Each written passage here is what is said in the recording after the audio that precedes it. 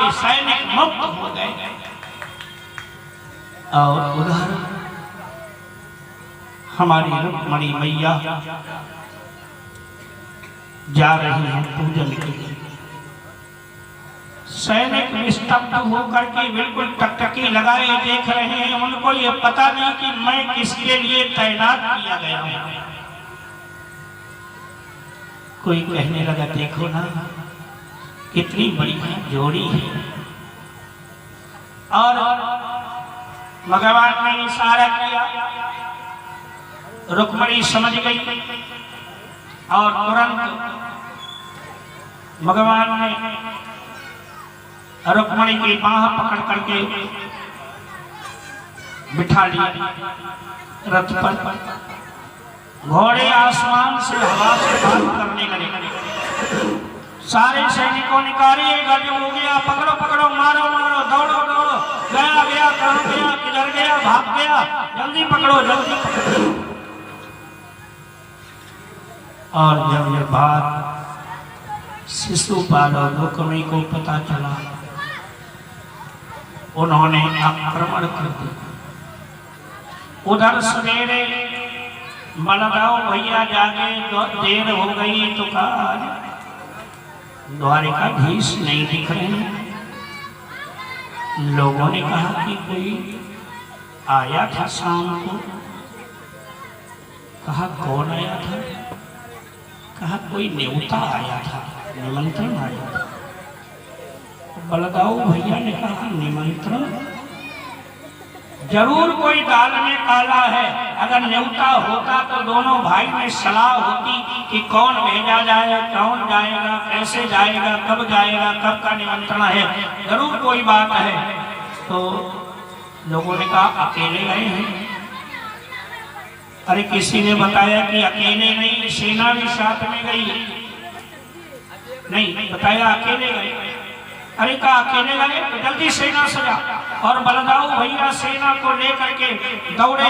उधर सेना भीष्मक, राजा भीष्मक के पुंडरपुर में प्रवेश किया। इधर युद्ध प्रारंभ हो गया था और बड़ा गजब का युद्ध हुआ। शिशुपाल का वध कर दिया, जरासंध का वध कर दिया भगवान ने। और रुक्मणी को अकेले ही पकड़ करके रथ के खंभे से बांध दिया, तलवार से सिर मोड़ दिया। देखो एक बात जान लो, पत्नियां, ये बहनें, भाई बहन में इतना प्रेम होता है। पति यदि भाई का अपमान करता है तो इन बहनों को अच्छा नहीं लगता, और यदि भाई पति का अपमान करता है तो इनको अच्छा नहीं लगता। अब रुक्मणी मैया को ये अच्छा नहीं लगा। भगवान ने पकड़ करके खंभे से बांध दिया और सिर मोड़ दिया। रुक्मणी मैया को ये अच्छा नहीं लगा, लेकिन अब करती क्या, कुछ कह भी नहीं सकती थी। इतने में हुआ ये, बलदाऊ भैया पहुंचे और लगाई टांट। अरे कन्हैया, तेरी बचपन की आदत नहीं गई, अभी रिश्तेदारी लगी नहीं और तूने साले का सर मोड़ के रख दिया। 50 डांट लगाई। भगवान कुछ नहीं बोले। अपने को कुछ कह दो तो झगड़ा शांत हो जाता है। बड़ों का ये मानना है। और घोड़े आसमान से बात करें, आकर के द्वारिका की सीमा में घोड़े पहुंच गए। रथ के खंभे से रुक्मी बंधा हुआ है। और मित्रों, अब पूरी द्वारिका नगरी को सजाया जा रहा है। पूरी द्वारिका नगरी का श्रृंगार किया जा रहा है। खंभों में सोना मढ़ाया जा रहा है। सुंदर वंदनवार लगाए जा रहे हैं। विप्रों को निमंत्रण दिया जा रहा है।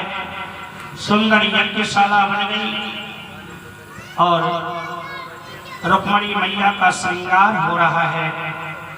निवेदन करेंगे अपने स्वयं सेवक उपाध्याय से यहाँ पर आसन लगाएं, मुख्य यजमान को बिठाएं, रुक्मणी और कृष्ण की पूजा का क्रम संपन्न कराएं। रुक्मणी मैया का श्रृंगार कर रही हैं सारी सखियां। रुक्मणी मैया का श्रृंगार हो रहा है। मैंने मेहंदी लगाई कृष्ण नाम की, मैंने मेहंदी लगाई कृष्ण नाम की, मैंने मेहंदी लगाई कृष्ण नाम की, मैंने मेहंदी लगाई।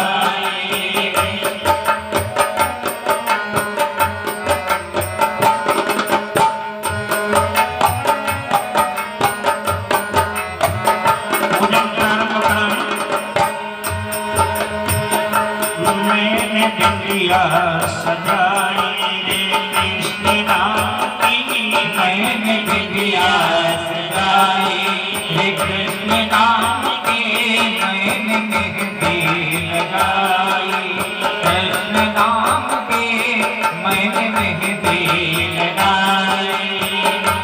मेरे नैनों में मेरी चूड़ियों में कृष्ण, मेरी चुनरी में कृष्ण, मेरी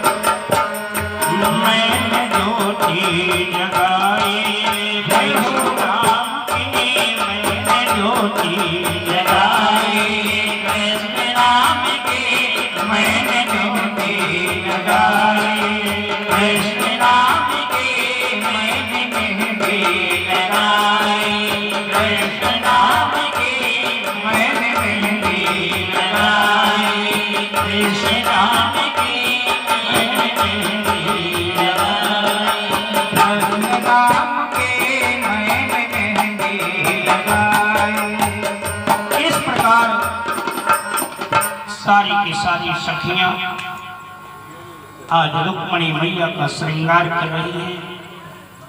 अब भगवान विवाह मंडप पर रुक्मणी मैया के साथ विराजमान हो गए। निवेदन है हमारे मुख्य जवान अब खड़े हो जाएंगे, कुर्सी वहां से हटा दी जाएगी, गांठ तोड़ देंगे हमारे स्वयंसेवक। ओम इयं दुरुक्तम परिवारमाना वर्णम पवित्रम पुनति में आगात। कोई बिटिया बांधे इयं दुरुक्तं परिवाधमाना वर्णं पवित्रं पुनतीमि आदात् प्राणापानाभ्यां बलमादधाना स्वसा देवी सुभगामे खले अम्मा। बांधे और समझ लें, ठाकुर जी को हमारे बाबूजी लेंगे, तुलसी मैया को माता जी लेंगी। पहले माता जी 4 परिक्रमा आगे आगे रहेंगी, उसके बाद माता जी पीछे हो जाएंगे, तुलसी मैया को लिए हुए बाबूजी आगे हो जाएंगे। 3 परिक्रमा बाबूजी फिर आगे आगे चलेंगे। अरे बराओ ना, हाँ बाबूजी को ठाकुर जी को। यहाँ से विवाह का मंगल गायन किया जाएगा। देखिए ध्यान देकर के समझ लें। पहले भावरी प्रारंभ होगी, भावरी के बाद तुलसी मैया बाएं हो जाएगी, भगवान दाहिने हो जाएंगे। उसके बाद थोड़ा थोड़ा जल दोनों लोग चढ़ा के जो कुछ चढ़ाना होगा भगवान को पाँव पूजने में बाबूजी चढ़ा देंगे। उसके बाद जो बहनें पाँव पूजना चाहेंगी आएंगी, थोड़ा सा जल तुलसी मैया को ठाकुर जी को चढ़ाएंगी और फूल से छिड़केंगे और प्रणाम करेंगे और जो कुछ चढ़ाना होगा चढ़ा के चली जाएंगे। यहाँ से गायन किया जाता है। चलिए भावरी प्रारंभ कराइए। आज सजी हाय द्वारिका नगरी, धन्य घड़ी सन्मान। आज सजी हाय द्वारिका नगरी, धन्य घड़ी सन्मान। आज सजी हाय द्वारिका नगरी, धन्य घड़ी सन्मान।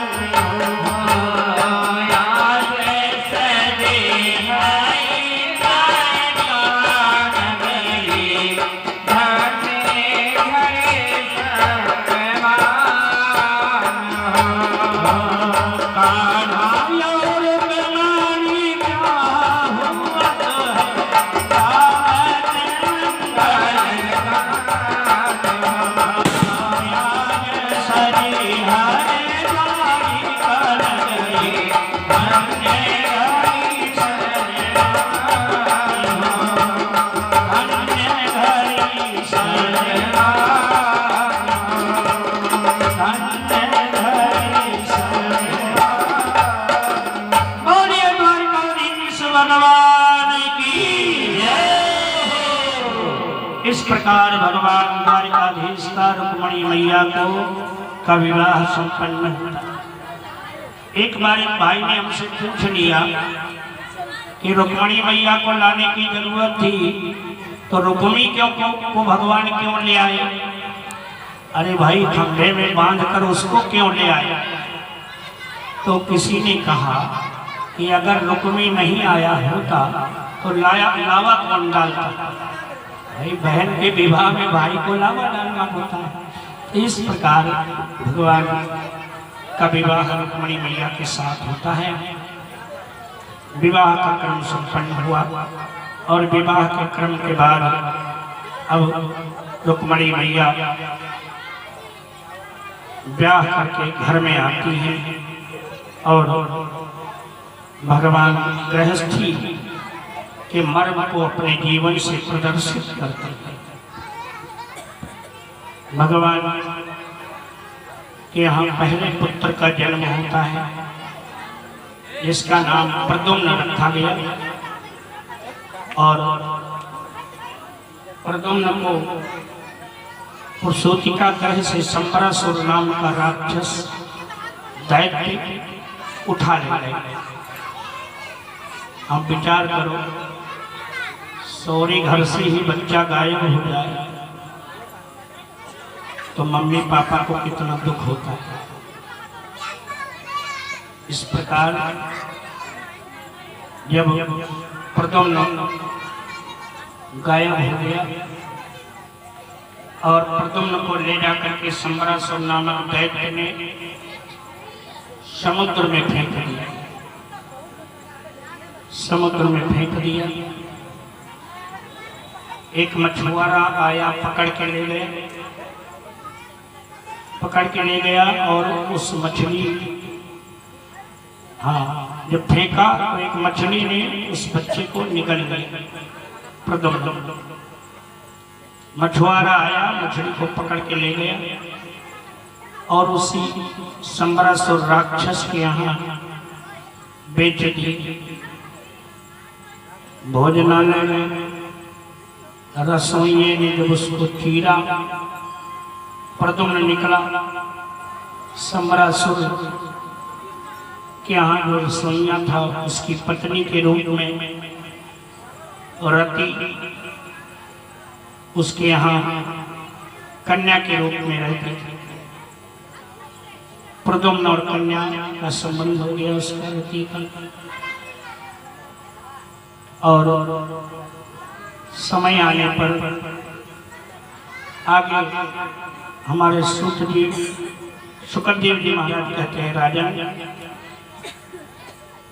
इस प्रकार पहला विवाह भगवान का रुक्मणी के साथ हुआ।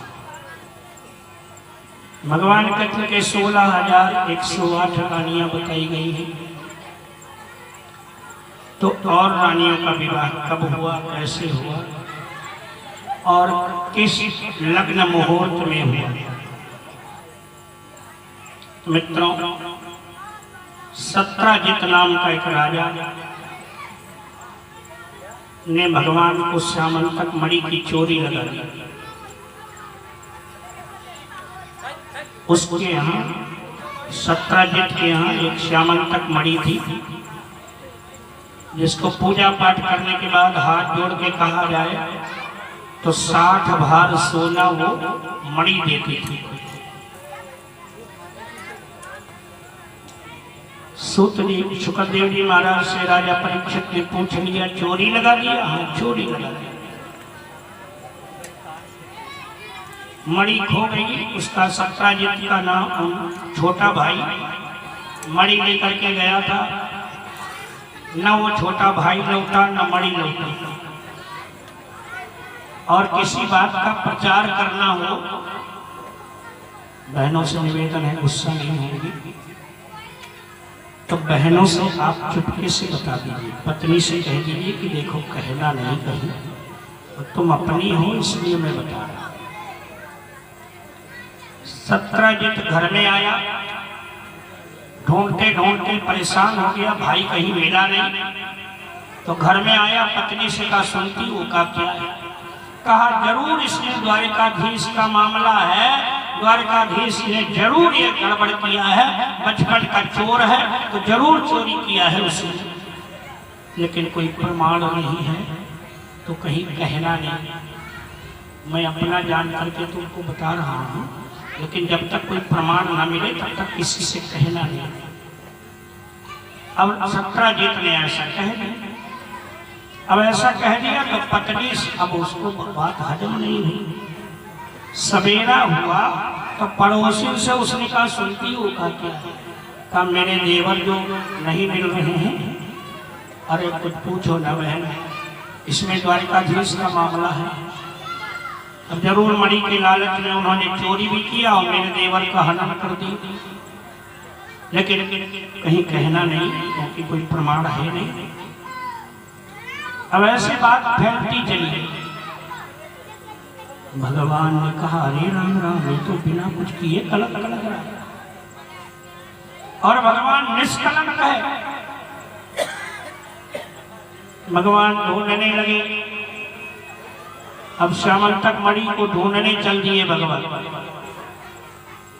तो जंगल में एक जगह हड्डियां मिली तो उनको लगा कि यही कहीं गड़बड़ हुआ। आगे गए तो एक सुरंग दिखाई दी। सुरंग में अंदर चले गए। अंदर गए तो देखा एक बिटिया उस मणि को लिए खेल रही थी, और जैसे भगवान को देखा वैसे भाग के अंदर चली गई। अंदर चली गई तो भगवान ने भगवान भी अंदर चले गए। जामवंत जी महाराज की बिटिया थी, वो जामवंती। जामवंत जी सो रहे थे, जागे भगवान की आहट देख करके। बिटिया डर के मारे कांप रही थी, और जामवंत जी पहचान नहीं पाए। 18 दिन तक लड़ाई हुई, खूब लड़े जामवंत जी, और अंत में भगवान ने परास्त कर दिया जामवंत जी। राजा परीक्षित ने पूछ लिया, हे प्रभु, जामवंत जी भगवान को पहचान क्यों नहीं पाए? रामा अवतार में जामवंत जी ने कहा कि लड़ाई से पेट नहीं भरा हमारा। तो भगवान कृष्ण ने, भगवान राघवेंद्र सरकार ने कहा चिंता न करो, दूसरी बार आऊंगा तो तुम्हारा पेट भर दूंगा। और 18 दिन तक युद्ध हुआ। जामवंत जी परास्त हो गए। जामवंत जी ने पैर पकड़ लिया, महाराज मैं पहचान गया आपको, कृपा करो महाराज। कहा क्या कृपा करो? कहा महाराज एक बिटिया है, तो शादी कर लो। भगवान ने कहा भाई ठीक है, शादी हो गई। और वही श्यामंतक मणि भगवान को दहेज में दे दी। भगवान ने सोचा यही लिए आया था, काम बन गया। श्यामंतक मणि को लेकर के गए तो सत्राजित राजा के समक्ष पहुंचे, मणि को दिया कि भैया मुझे निष्कलंक कीजिए, लीजिए अपनी मणि। राजा सत्राजित बेचारा बहुत व्याकुल हुआ, भगवान को उसने झूठे उल्टी बात कह दी। अब उसने अपनी बहन सत्यभामा को लेकर के आया, कहा महाराज बड़ी गलती हुई, क्षमा करना, और मैं चाहता हूँ मेरी बहन सत्यभामा का विवाह आपके साथ हो जाए। भगवान ने कहा इसे झंझट मत डालो। कहा देखो महाराज, तो इसका मतलब आप फिर गुस्सा ही है, क्षमा करो महाराज, मेरी बहन को अपनी शरण में लगा लो। भगवान ने कहा ठीक है, और सत्यभामा के साथ विवाह भगवान का हुआ। कितने हुए जोड़ते रहे, 3 हो। और इस प्रकार भगवान की बुआ कुंती की एक बिटिया थी।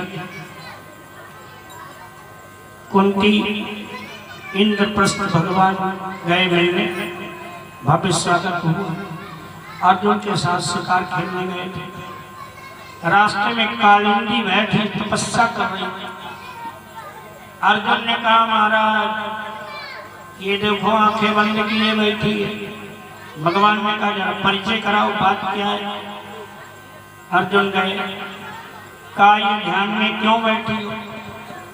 तो कहा इसलिए बैठी हूँ कि जब तक भगवान की शरण मुझे नहीं मिल जाएगी तब तक मैं यहीं प्राण दे दूंगी, लेकिन मैं यहाँ से नहीं हटूंगी। अर्जुन आए, कहा भगवान आपकी 5 उंगलियां घी में हैं, वो मामला से बिल्कुल लाइन पर है।